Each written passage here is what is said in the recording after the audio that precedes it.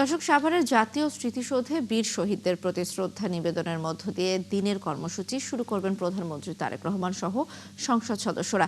এ নিয়ে বিস্তারিত জানাতে সেখান থেকে আমাদের সঙ্গে যুক্ত হচ্ছেন সহকর্মী রায়ান বিন আমিন।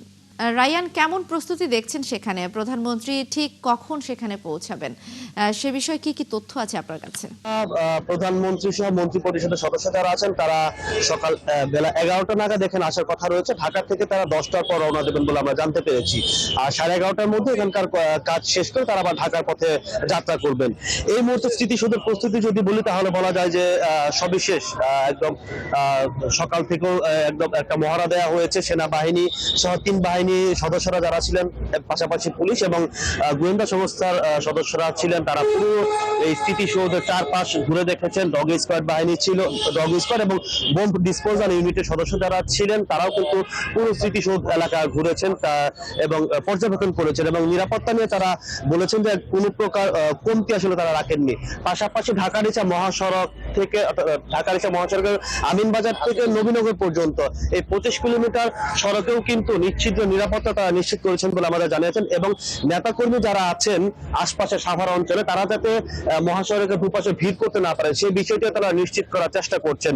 কারণ তারেক রহমান আসবেন এবং মন্ত্রী পরিষদের সদস্য যারা আসবেন তারাও কিন্তু তাদেরকে দেখার জন্য নেতাকর্মীদের একটা উচ্ছ্বাস এবং একটা প্রস্তুতি ছিল, যেটা আমরা জানতে পেরেছি। কিন্তু নিরাপত্তার স্বার্থে আসলে তাদেরকে মহাসড়কে উঠতে দেওয়া হবে না, যেটা আমাদের এসপি নিশ্চিত করেছেন সকালবেলা।